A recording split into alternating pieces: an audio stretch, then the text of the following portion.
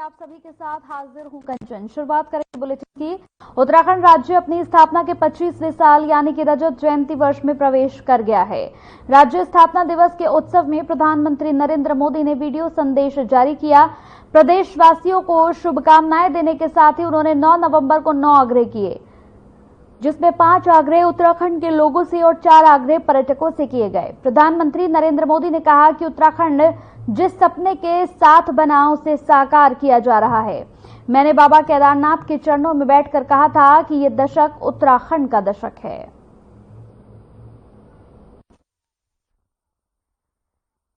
आज मैं आपसे और उत्तराखंड आने वाले यात्रियों श्रद्धालुओं से 9 आग्रह करना चाहता हूं। 5 आग्रह उत्तराखंड के लोगों से और 4 आग्रह यात्रियों श्रद्धालुओं से। साथियों, आपकी बोलियां काफी समृद्ध है। गढ़वाली, कुमाऊनी, जौनसारी ऐसी बोलियों का संरक्षण बहुत जरूरी है।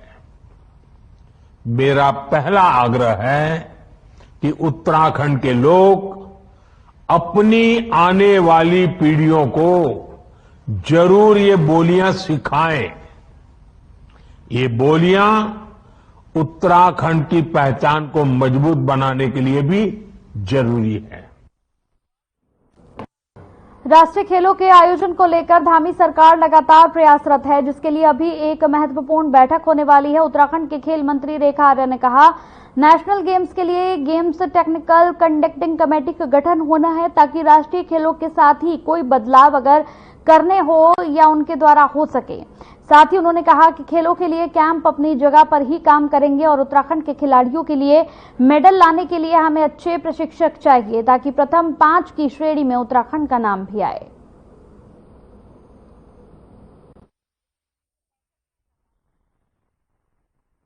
देखिए, नेशनल गेम को लेकर मैं समझती हूं कि किसी भी प्रकार का आप लोगों को संदेह करने की आवश्यकता नहीं है। एजीएम की बैठकें हमेशा आगे पीछे होती रहती हैं। अभी 10 तारीख को प्रस्तावित है। निश्चित रूप से इस एजीएम की बैठक हमारे लिए इस बात से महत्वपूर्ण है कि हमारे यहाँ पे जीटीसीसी का गठन होना है, जिसकी इंतजारी में हम लोग हैं कि जल्दी से जल्दी जो है गेम्स टेक्निकल कंडक्टिंग टीम गठित हो जाए, ताकि हमारे जितने भी हमारे गेम के स्थल बने हुए हैं वो उनके मानकों के अनुरूप जो है उसमें समय रहते हुए जो सुधार उनको लगता है तो वो किया जा सके।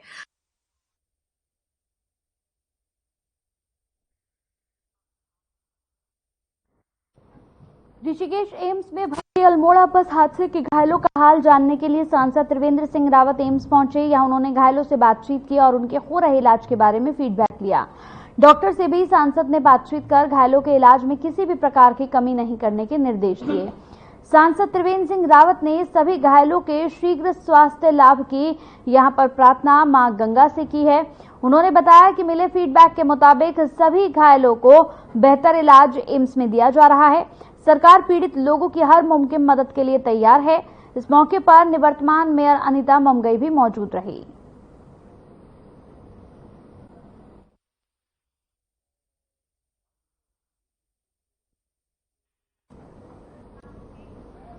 खटीमा विधायक और उपनेता प्रतिपक्ष भुवन चंद्र कापड़ी ने प्रेस कॉन्फ्रेंस कर वन विभाग पर भ्रष्टाचार के गंभीर आरोप लगाए। कापड़ी ने कहा कि सुई वन रेंज के अंतर्गत लाट संख्या 50 में वन विभाग द्वारा यहां 24,294 सागौन के पेड़ों के यहां छपान के दौरान लगभग 21,547 पेड़ों को अनफिट कर दिया गया तथा विभागीय प्रक्रिया पूरी किए बिना ही पेड़ काट दिए गए। कापड़ी ने कहा कि यहां पर ए कैटेगरी के पेड़ों में लकड़ी का घनत्व लगभग 70%, बी कैटेगरी में घनत्व लगभग 50% और अनफिट कैटेगरी में घनत्व लगभग 30% होता है। कापड़ी ने आरोप लगाया कि यहां पर छपान में वन विभाग द्वारा पहले से ही घनत्व कम कर काट दिया गया, जिससे विभाग को काफी क्षति हुई है। इस मामले में उन्होंने वन विभाग के कर्मचारियों पर मिलीभगत और भ्रष्टाचार के गंभीर आरोप लगाते हुए बताया कि ये कटान यहाँ निवेश पातन है और इसमें जड़ों के सबूतों को भी मिटा दिया गया है।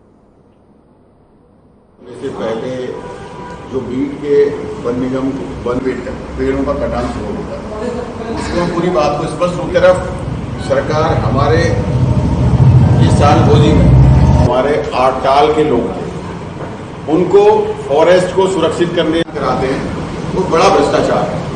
नियमों का उसमें उल्लंघन 2024-25 जिसका छपान में ABC 3 कैटेगरी फॉरेस्ट बताती कि ये पेड़ A कैटेगरी का है। निकाय चुनाव तारीखों के ऐलान के बाद से राजनीतिक पार्टियों की तैयारियां जोरों पर है। इसी सिलसिले में कांग्रेस ने अपनी तैयारी जोरों से शुरू कर दी है। हल्द्वानी में निकाय चुनाव के लिए प्रभारी बनाए गए गोविंद सिंह कुंजवाल ने आज स्वराज आश्रम में हल्द्वानी नगर निगम के मेयर की सीट के लिए दावेदारों से आवेदन लिए। इस दौरान कांग्रेस के 28 वरिष्ठ नेताओं ने मेयर की टिकट के लिए दावेदारी करते हुए स्वयं को योग्य बताया और अपने लिए टिकट की पैरवी की। जो है पूरे देश और प्रदेश में भारतीय जनता पार्टी का शासन है और भारतीय जनता पार्टी जिस तरह से समाज को तोड़ना चाहती है और उसके शासन में हमारा युवा जिस तरह से बेरोजगार घूम रहा है, आत्महत्या करने के लिए तैयार है, महंगाई आसमान पर है, गरीब आदमी का चूल्हा नहीं जल पा रहा है, ऐसी विकास कहीं पर इस प्रदेश के अंदर दिख नहीं रहा है, भ्रष्टाचार चरम पर है।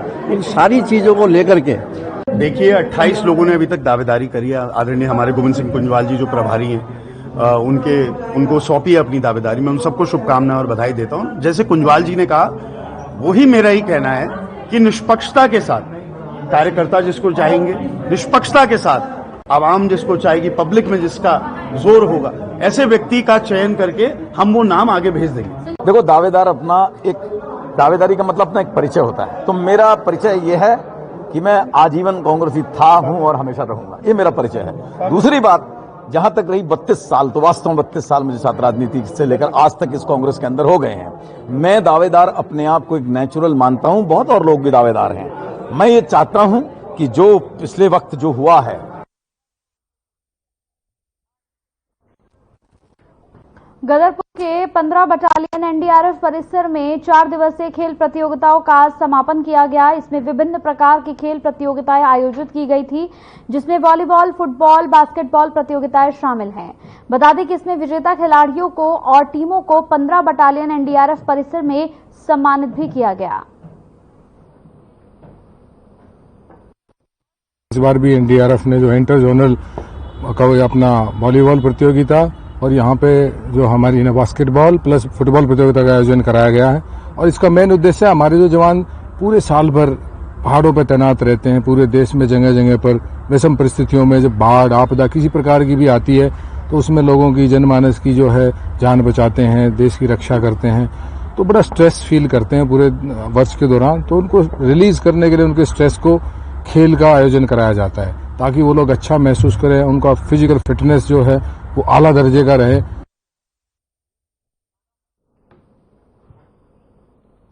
यहाँ वक्त एक छोटे से ब्रेक का, जल्द हाजिर होंगे कुछ और खबरों के साथ, आप बने रहिए।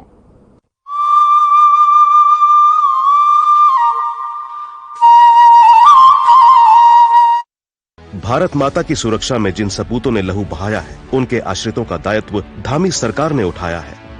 मुख्यमंत्री पुष्कर सिंह धामी ने लिया है शहीदों के परिजनों को स्वावलंबी एवं आर्थिक तौर पर सबल बनाने का संकल्प, जिसके तहत सैनिक कल्याण की दिशा में कई प्रभावशाली एवं ऐतिहासिक निर्णय लिए गए हैं। सबसे पहले तो शहीद के परिवारों को मिलने वाली अनुदान राशि को बढ़ाया गया है, जिसके चलते अब बलिदानियों के आश्रितों को 10 नहीं बल्कि सरकार द्वारा 50 लाख की वित्तीय मदद दी जाएगी। इसके अलावा शहीदों के आश्रितों को सरकारी विभागों में नियुक्ति दी जाएगी। यही नहीं, सरकारी नौकरी के लिए आवेदन करने की समय सीमा को भी 2 साल से बढ़ाकर 5 साल किया गया है। मैं किरण रतूड़ी, शहीद श्री राकेश चंद्र रतूड़ी जी की पुत्री, मुख्यमंत्री श्री पुष्कर सिंह धामी जी का आभार व्यक्त करती हूँ, क्योंकि उनकी सरकार ने कहीं पर भी हमें अकेला नहीं पड़ने दिया। उनकी सरकार द्वारा हमें पूरा सहयोग दिया गया, व सम्मान दिया गया। इतना ही नहीं, उत्तराखंड में देश के पहले सैन्य धाम का निर्माण भी करवाया जा रहा है। साथ ही किया जा रहा है अग्निवीरों के लिए सरकारी सेवाओं में आरक्षण की व्यवस्था का प्रावधान। कहना गलत नहीं होगा कि उत्तराखंड में सैनिक कल्याण को पहली प्राथमिकता दी जा रही है। मैं स्वाति भट्ट, शहीद भगवती प्रसाद भट्ट की पत्नी, आज उत्तराखंड सरकार का आभार प्रकट करना चाहती हूँ, क्योंकि उन्होंने कभी भी हमें अकेले नहीं पढ़ने दिया। सरकारी नौकरी करने का अवसर देकर उन्होंने हमें सशक्त बनाया, सुविधाएं दी, व्यवस्थाएं सुनिश्चित करी। आज हम अपने घरों में, अपने प्रदेश में सुरक्षित हैं, सुरक्षित नींद ले रहे हैं, सुरक्षित चैन से जी रहे हैं, तो केवल और केवल उन्हीं के कारण से जिन्होंने हंसते हंसते अपने प्राणों का बलिदान कर दिया। जिनकी प्रत्येक सांस मां भारती को अर्पित है, उनके उत्थान के लिए उत्तराखंड सरकार समर्पित है। सूचना एवं लोक संपर्क विभाग उत्तराखंड द्वारा जनहित में जारी। उत्तराखंड ने पकड़ी औद्योगिक विकास की रफ्तार। नए औद्योगिक क्षेत्रों के विस्तार से आएगा निवेश, बढ़ेगा रोजगार। प्रधानमंत्री श्री नरेंद्र मोदी के मार्गदर्शन और मुख्यमंत्री पुष्कर सिंह धामी की दूरदर्शी सोच के चलते प्रदेश में उद्योगों के लिए अनुकूल माहौल तैयार किया गया है। निवेशकों के लिए आकर्षक नीतियां लाई गई हैं। यही वजह है कि हाल ही में आयोजित ग्लोबल इन्वेस्टर्स समिट के दौरान करीब 3,57,000 करोड़ रुपए के निवेश प्रस्तावों पर हस्ताक्षर हुए हैं। उत्तराखंड सरकार के प्रयासों से राज्य में न सिर्फ व्यापक निवेश आ रहा है, बल्कि नए औद्योगिक क्षेत्रों का भी विकास किया जा रहा है। राज्य सरकार के प्रयासों पर मुहर लगाते हुए केंद्र सरकार ने national industrial corridor development programme के तहत ऊधम सिंह नगर जिले के खुरपिया में इंडस्ट्रियल स्मार्ट सिटी विकसित करने की मंजूरी दी है। मुख्यमंत्री पुष्कर सिंह धामी का dream project Khurpia industrial city manufacturing का बड़ा केंद्र बनेगा। यहाँ 1265 करोड़ रुपए की लागत से 1002 एकड़ भूमि पर उद्योगों की स्थापना की जाएगी। परियोजना के माध्यम से करीब 20,000 करोड़ रुपए का निवेश आकर्षित किया जाएगा, जिससे राज्य में 75,000 से अधिक युवाओं को प्रत्यक्ष रूप से रोजगार मिलेगा। खुरपिया औद्योगिक क्षेत्र में automobile industry, auto components, engineering और फैब्रिकेशन की इकाइयों पर फोकस किया जाएगा। देश का प्रमुख औद्योगिक गलियारा अमृतसर कोलकाता इंडस्ट्रियल कॉरिडोर खुरपिया के करीब से होकर गुजरता है। कॉरिडोर से जुड़ने के कारण खुरपिया की रोड, रेल और एयर कनेक्टिविटी मजबूत होगी, जिससे औद्योगिक उत्पादों के निर्यात में सुविधा मिलेगी। नए औद्योगिक क्षेत्रों के विकास और व्यापक निवेश आकर्षित करके धामी सरकार सशक्त उत्तराखंड की मजबूत नींव रख रही है। औद्योगिक विकास ने पकड़ी रफ्तार, बढ़ रहा निवेश, मिलेगा रोजगार। मुख्यमंत्री पुष्कर सिंह धामी के नेतृत्व में राज्य सरकार ने बढ़ाए प्लास्टिक मुक्त उत्तराखंड की दिशा में मजबूत कदम। डिजिटल डिपॉजिट रिफंड सिस्टम लागू करने वाला देश का पहला राज्य बना उत्तराखंड। प्लास्टिक वेस्ट पर्यावरण के लिए बड़ी चुनौती बन रहा है, लेकिन इसके कलेक्शन, उचित निस्तारण व रिसाइकलिंग के लिए डिजिटल डिपॉजिट रिफंड सिस्टम यानी DDRS स्कीम की शुरुआत की गई है।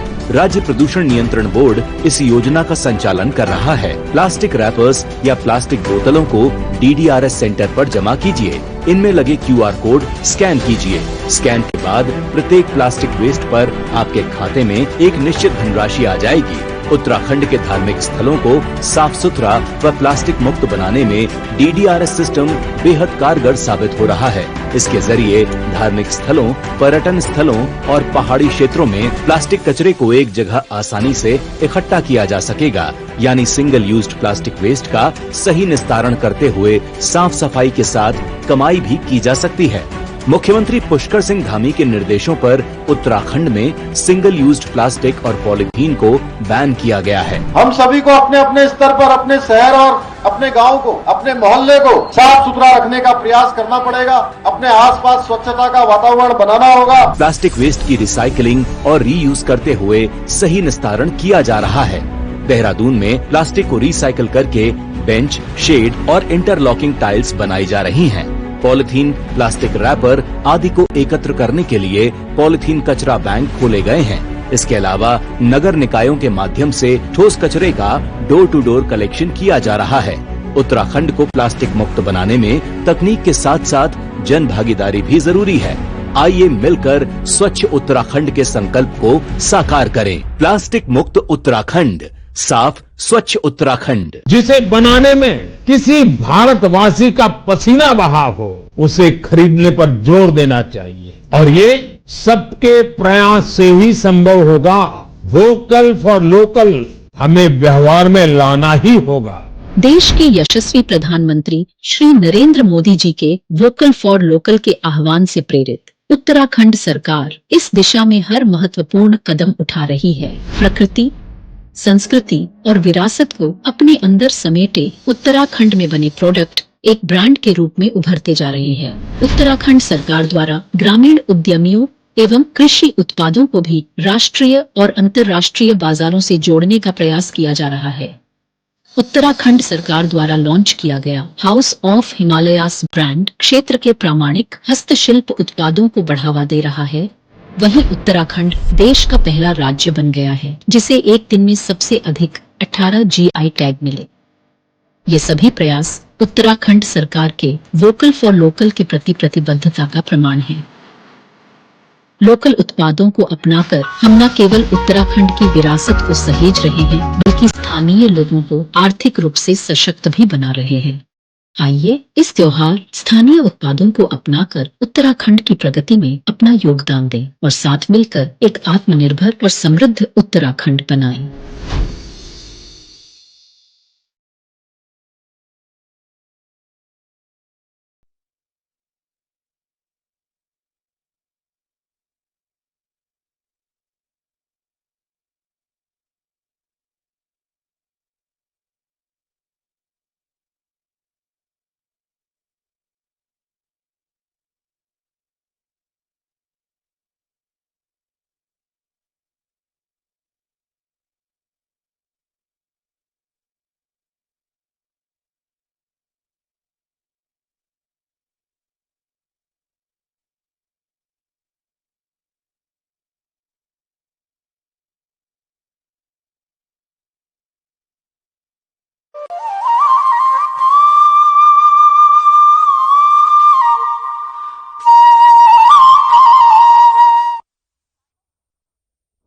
ब्रेक के बाद स्वागत है आपका। उत्तराखंड बेरोजगार संघ ने करो या मरो भीषण महारैली निकालकर मुख्यमंत्री आवास कूच किया। बॉबी पवार के नेतृत्व में उत्तराखंड बेरोजगार संघ के युवा बड़ी संख्या में इकट्ठा हुए और सरकार के खिलाफ नारेबाजी करते हुए रैली निकाली। बेरोजगार युवाओं ने मांग की है कि पुलिस कांस्टेबल भर्ती उम्र में छूट दी जाए और महिलाओं के लिए अलग से 500 पदों पर भर्ती की जाए। बेरोजगार युवा ने बड़ी संख्या में गांधी पार्क से दिलाराम बाजार चौक होते हुए हाथी बड़कला पहुंचे, जहां पर उन्होंने पुलिस ने बैरिकेडिंग लगाकर उन्हें रोक दिया। रोके जाने से नाराज बेरोजगार युवाओं और पुलिस के बीच काफी तीखी नोकझोंक और धक्का मुक्की हुई। उत्तराखंड बेरोजगार संघ के अध्यक्ष बॉबी पवार का कहना है कि जो भी लोग अभी तक एक भी बार पुलिस कांस्टेबल भर्ती में आवेदन नहीं कर सके हैं, उम्र में छूट देने पर वो भी आवेदन कर सकते हैं। और प्रदेश के मुख्यमंत्री और डीजीपी ने भी उम्र भर्ती में छूट का आश्वासन युवाओं को दिया है। प्रदेश में 4000 पद जो हैं वो रिक्त पड़े हुए हैं, जिनमें से 500 पद महिलाओं को दिए जाने चाहिए थे। देखिए, हमारी केवल 2 मांग है। एक तो हमें आयु सीमा बढ़ाई है और जो यहाँ पे महिला रिजर्वेशन की बात कर रहे थे, महिलाओं की सीट इसमें हम बढ़ाने की बात करते हैं। और इससे पहले हम इसके लिए हमारा 5 जनों का डेलीगेशन जो है सचिवालय जाके मिल चुका था। मुख्यमंत्री के जो PRO है उनसे मिल चुका था। उन्होंने आश्वस्त किया था कि 1 महीने के अंदर ये कर देंगे, लेकिन 1 महीना सितंबर में ही खत्म हो गया, लेकिन अभी तक इन्होंने ना आयु सीमा बढ़ाई है। हमारी 2 मांगे थी। एक मांग हमारी उत्तराखंड पुलिस कांस्टेबल में उम्र सीमा तत्काल बढ़ाई जाए। उस पर डीजीपी साहब ने अपना जो भी करना था, साइन करने थे, उन्होंने सचिवालय भेज दिया। लेकिन सचिवालय में वो फाइल पिछले कई दिनों से अटकी हुई है और पिछले 1.5 साल से जो है यहाँ पर हम संघर्ष कर रहे हैं। रैलियां कर दी, टंकी पर चढ़ गए, अनशन कर दिया, सब कुछ कर दिया। जो लोकतांत्रिक तरीके में रह के हमने करना था, हमने सब कुछ कर दिया, लेकिन अब तक हमारी मांगे पूरी नहीं हुई है। हम ये चाह रहे थे कि आप प्रदेश सारे जिलों में, अगर आप पूरे देश के राज्य देखेंगे तो वहाँ पर आयु सीमा उत्तराखंड पुलिस कांस्टेबल में 18 से 26, 18 से 28 है। देखिए, बड़ा दुर्भाग्य है उत्तराखंड वासियों का, यहाँ के नौजवानों का, कि राज्य स्थापना दिवस के दिन, जिस दिन एक यहाँ के लोगों के द्वारा जश्न मनाया जाना चाहिए था, उस दिन यहाँ के युवाओं को सड़कों पर उतरना पड़ रहा है। बड़ा दुर्भाग्य है।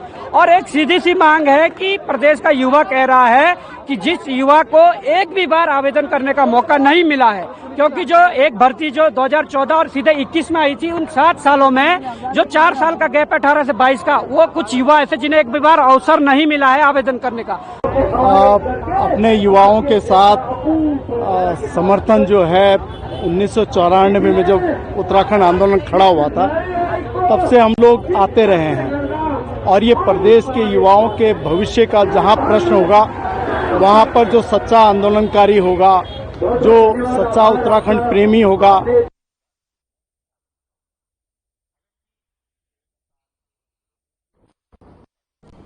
India post payment bank pension और पेंशन भोगी कल्याण विभाग के सहयोग से देश भर में पेंशन भोगियों के लिए डिजिटल जीवन प्रमाण पत्र की सुविधा दे रहा है और इसी क्रम में उत्तराखंड में भी सभी पोस्ट ऑफिस के माध्यम से ये सुविधा दी जा रही है। इसके संबंध में बताते हुए निदेशक डाक सेवा ने कहा कि अभियान 1 नवंबर से 30 नवंबर तक चलेगा, जिसमें अब तक 720 डिजिटल जीवन प्रमाण पत्र बनाए जा चुके हैं। इसी के साथ ही उन्होंने बताया कि नवंबर माह की 16 और 25 तारीख को डिस्ट्रिक्ट हेडक्वार्टर में विशेष कैंप भी लगाए जाएंगे। जैसे कि आपने बताया कि नवंबर के महीने में इस बार 1 नवंबर से लेकर और 30 नवंबर तक भारत सरकार का जो पेंशन और पेंशन कल्याण मंत्रालय है और डिपार्टमेंट ऑफ पोस्ट दोनों ने मिलकर के एक व्यापक अभियान चलाया है पेंशन भोगियों के लिए डिजिटल लाइफ सर्टिफिकेट का। तो इसमें पूरे देश में अभियान चलाया जा रहा है। उसी क्रम में उत्तराखंड में भी हम अपने सारे पोस्ट ऑफिस के माध्यम से ये सेवा जो है पेंशन भोगियों को दे रहे हैं।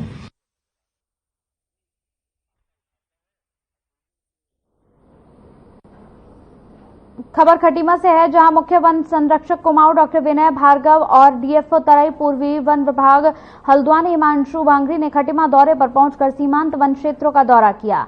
इस मौके पर दोनों अधिकारी वन अतिथि गृह सभागार खटीमा में स्थानीय पत्रकारों से रूबरू हुए। उन्होंने बताया कि अतिवृष्टि काल में सुरई और खटीमा रेंज में गिरे पेड़ों का भौतिक निरीक्षण कर गणना की जा चुकी है, जिनके कटान हेतु निगम को जिम्मेदारी दी जाएगी। और इसके साथ ही डीएफओ तराई पूर्वी हिमांशु बांगरी ने बताया कि खटीमा की तीनों वन रेंजों में शीतकाल में मानव वन्य जीव संघर्ष रोकथाम हेतु 30 दिवसीय कार्यशालाओं का आयोजन विभिन्न संभावित मानव वन्य जीव संघर्ष वाले क्षेत्रों में किया जाएगा, जिसमें ग्रामीणों के साथ वन कर्मियों द्वारा बैठक कर उन्हें मानव वन्य जीव संघर्ष रोकथाम हेतु जागरूक किया जाएगा।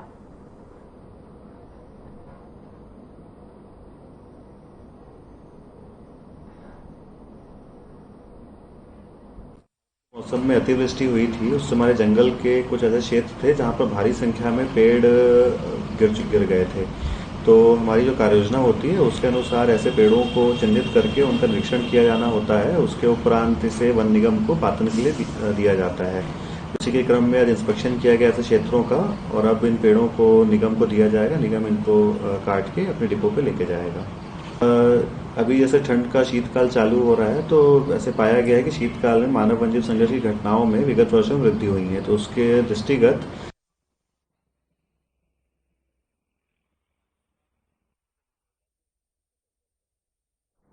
चलिए, इसी के साथ इस बुलेटिन में मेरे साथ इतना ही। नमस्कार।